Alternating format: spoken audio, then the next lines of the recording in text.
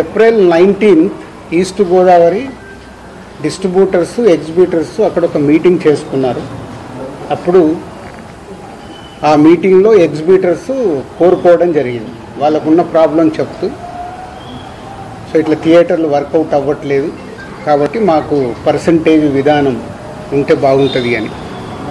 So పోతే అందరికీ ఎన్నిసార్లు ఉన్నా నేను ఒకటే చెప్పేది, ఈరోజు ప్రతి సినిమా సంవత్సరంలో 150 సినిమాలు రిలీజ్ అవుతాయి, 90 సినిమాలు అందరూ పర్సంటేజ్ విధానంలోనే ఆడుతున్నారు.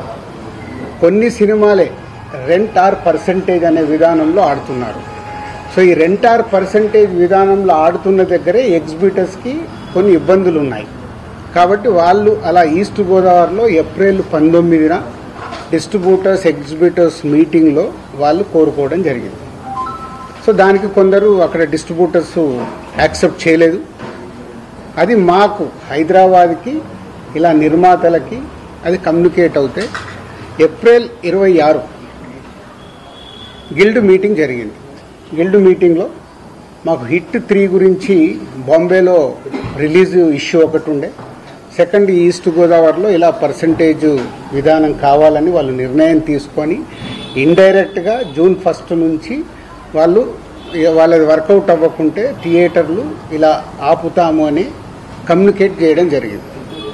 ఇది ఎవ్రీథింగ్ ఎగ్జిబ్యూటర్స్ డిస్ట్రిబ్యూటర్స్ మధ్యలో ఈస్ట్ గోదావరిలో జరిగిన సంఘటన. అది మా గిల్డ్కి వచ్చినప్పుడు గిల్డ్లో మేము ఉన్న వర్కింగ్ కమిటీలో ఉన్న ప్రొడ్యూసర్స్ అందరం ఏమనుకున్నామంటే, వాళ్ళకి ఎందుకు వర్కౌట్ అవ్వట్లేదు, వాళ్ళని ఒక 6 months వాళ్ళకు వస్తున్న రెవెన్యూలు ఏంటి, వాళ్ళకు వస్తున్న ఖర్చులు ఏంటి, ఎందుకు వర్కౌట్ అవ్వట్లేదు, వాళ్ళని స్టేట్మెంట్స్ తీసుకొని రమ్మందాము. వచ్చినప్పుడు అది డిస్కషన్లోకి పెట్టి నిజంగా ఎగ్జిబ్యూటర్స్కి, ఎందుకంటే మేము అన్ని టెరిటరీలో ఉన్నాం, ఎగ్జిబ్యూటర్స్ కష్టాలు కూడా మాకు తెలుసు. ఎగ్జిబ్యూటర్స్ కష్టాలు ఏంటంటే మేము డిస్ట్రిబ్యూటర్గా ఉన్నాం కాబట్టి ప్రొడ్యూసర్ నుంచి డిస్ట్రిబ్యూటర్ నుంచి ఎగ్జిబ్యూటర్, ఈ 3 టెరిటరీలు ఒకరికి సంబంధాలు ఉంటాయి. డిస్ట్రిబ్యూటర్లుగా ఉన్నప్పుడు ఎగ్జిబ్యూటర్కి మేము ఇందాక నేను చెప్పినట్టు రెంట్ ఆర్ పర్సంటేజ్ అన్నప్పుడు ఫస్ట్ వీక్ బాగా రెవెన్యూ వస్తే రెంట్ ఇస్తున్నాము, సెకండ్ వీక్ కలెక్షన్ తగ్గిపోగానే పర్సంటేజ్ ఇస్తున్నాం. అది వాళ్ళ కష్టమైనది, ఇది మా అందరికీ తెలుసు. దానికి సొల్యూషన్ మేము చాలా రోజులు అనుకుంటున్నాం, కానీ ఉన్న పరిస్థితుల వల్ల ప్రొడ్యూసర్స్ కూడా హ్యాపీగా లేరు కాబట్టి ఆ సొల్యూషన్ రావట్లా.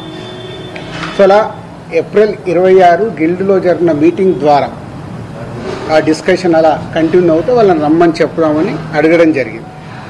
సో ఇక్కడ అప్పుడు హరిహర వీరమల్లు అనే కళ్యాణ్ గారి సినిమా మే 11th అనుకుంటాను ఒక రిలీజ్ డేట్ వాళ్ళు అనౌన్స్ చేసింది, మేలో ఉంది. సో తర్వాత అది షిఫ్ట్ అవ్వడము, టెక్నికల్ వాళ్ళ వర్క్ వల్లనో దేని వల్లనో షిఫ్ట్ అవ్వడం.